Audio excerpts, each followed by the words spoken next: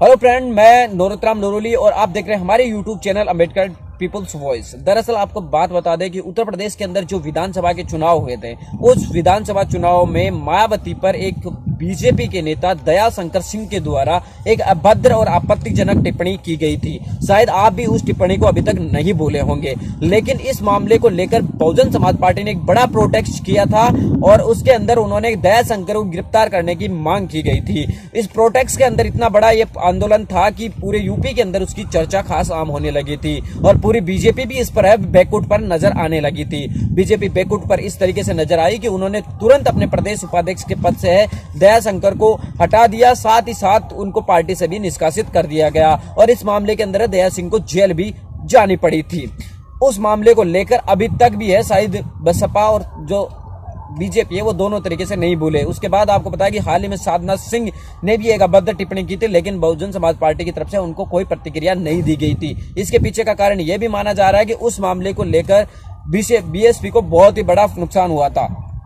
उस प्रोटेस्ट के बाद बसपा ने एक प्रोटेस्ट किया था जिसमें यह आरोप लगा था कि बसपा के नेताओं के द्वारा है वो अभद्र भाषा का उस रैली के अंदर प्रयोग किया गया था और इसको लेकर है वो बहुजन समाज पार्टी के जो नेता है उसमें बहन कुमारी मायावती, सतीश मिश्रा, राम अचल राजभर और नसमुद्दीन जो अब कांग्रेस में जा चुके हैं, उनके ऊपर एक मुकदमा दर्ज करवाया गया था। बीजेपी की तरफ से अरविंद पांडे नाम के एक परिवार ने मुकदमा दर्ज करवाया था कि दयाशंकर सिंह की पत्नी, बेटी और उसकी मां पर है वो बीजेपी की बसपा की तरफ से है वो अभद्र भाषा का टिप्पणी प्रयोग किया गया था। उनको मामले को लेकर वो एक मुकदमा दर्ज करवाया गया था, लेकिन आपको पता इतने दिन बीतने के बावजूद भी आज तक भी जिस परिवादी ने ये मुकदमा दर्ज करवाया था उर्फ जो अरविंद पांडे ने ये मुकदमा दर्ज करवाया था, उन्होंने आज तक अपना बयान है वो कोर्ट के अंदर पेश नहीं किया। यानी कि जो धारा होती है 200 CRPC के तहत में जो बयान दर्ज होते हैं वो बयान भी आज तक दर्ज नहीं करवाए गए। इसी को संज्ञान में लेते हुए special court MP MLA court ने इस मुकदमे के परिवादी को है वो तलब किया है।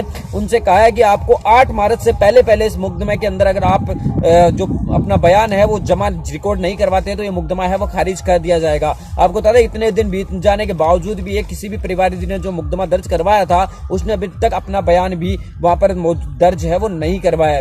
तो इस मामले को लेकर जो MP MLA जो कोर्ट स्पेशल कोर्ट होती है उसके द्वारा यह मामला संज्ञान में लिया है और उन्होंने परिवादी को 8 मार्च से पहले बयान देने को कहा है। तो इस कुल मिलाकर आपको बता दें कि उस दयाशंकर के जो ये मामला हुआ था उस मामले से काफी खासा प्रभाव है वो पूरे इलाके के अंदर पड़ा था। इससे बीजेपी को भी नुकसान हुआ, लेकिन उसके बाद बीजेपी ने दयाशंकर सिंह की पत्नी स्वाति सिंह को इस मामले में टिकट दिया था। जो स्वाति सिंह बहुत ही मुखर प्रवक्ता के तौर पर निकलकर बीजेपी की तरफ से उस समय उन्होंने काम किया और अभी हाल ही के अंदर वो उत्तर प्रदेश की मंत्री के पद के ऊपर है वो, शायद अब तो वो साइलेंट मोड में, लेकिन उस समय उन्होंने काफी बीएसपी को परेशान जरूर कर दिया था। इस मुद्दे को लेकर बीएसपी खुद भी काफी ज्यादा घिर गई थी, लेकिन अब ये मामला अब कोर्ट में है और कोर्ट के अंदर कोर्ट ने ये सुनवाई करते हुए परिवादी ने जिसने ये अपील की थी उसको कहा है कि आप 8 मार्च से पहले अपने जो बयान है वो दर्ज करवाए, अन्यथा ये मुकदमा खारिज कर दिया जाएगा। उस मामले को लेकर खुद बीएसपी सुप्रीमो मायावती, पार्टी के राष्ट्रीय महासचिव सतीश मिश्रा, पार्टी महासचिव राम अचल राजभर और पूर्व में बीएसपी के नेता रह चुके नसमुद्दीन के खिलाफ है वो मुकदमा दर्ज करवाया गया था। साथ ही कई कार्यकर्ताओं पर भी इस मामले को लेकर